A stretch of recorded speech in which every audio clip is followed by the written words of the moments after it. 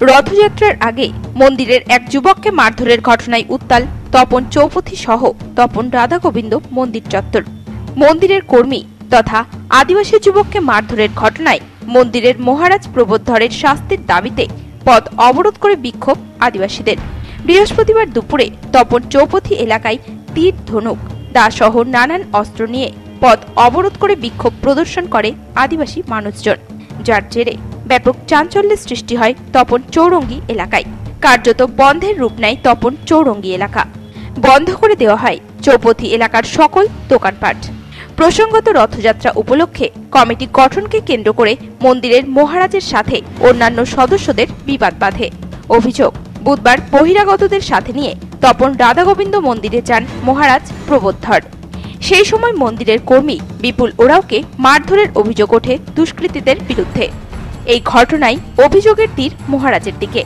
ঘটনা জানাজানি হতেই বিক্ষোভে সামিল হন আদিবাসী মানুষজন।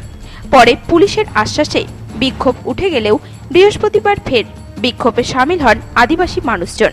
তপন চৌরঙ্গি এলাকায় করা হয় পথ অবরোধ। এ বিষয়ে বিক্ষোভকারী রবি লাকড়া জানান,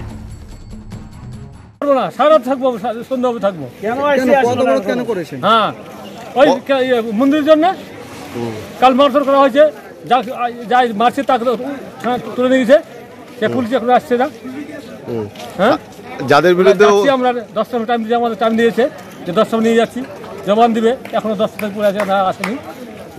যাদের বিরুদ্ধে অভিযোগ তাদেরকে আপনারা নিয়ে আসেন, আনছে না, টাইম দিয়ে 10টা আসবো, 11টা আসবো, এখন 1টা বাজে আসে না। সব প্রথম মন্দিরে বসে থাকতে 11টার সময় প্রথম মাথায়। কতক্ষণ চলবে আপনাদের পথ? এখন ছাড়ে দেবো, 24 ঘন্টা 72 ঘন্টা হতে পারে।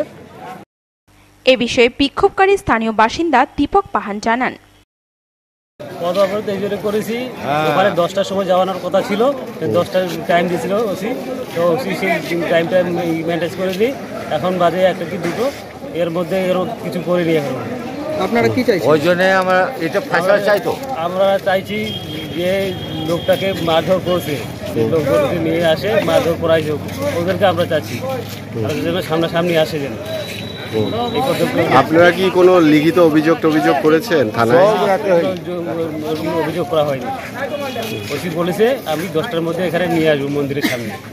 মানে যাদের বিরুদ্ধে আপনাদের অভিযোগ তাদেরকে আপনারা হাতে চাইছেন? হাতে চাইছি আমরা এখানে। দীর্ঘক্ষণ পর মন্দিরের মহারাজকে নিয়ে ঘটনাস্থলে আসে পুলিশ প্রশাসন। এরপরেই অবরোধ তুলে নেয় তারা। সেই সঙ্গে এলাকায় শান্তি শৃঙ্খলা বজায় রাখতে মন্দির চত্বরে মন্দিরের মহারাজকে নিয়ে মীমাংসার ব্যবস্থা করে পুলিশ। তপন থেকে বিশেষ প্রতিবেদন, নিউজ টুডে।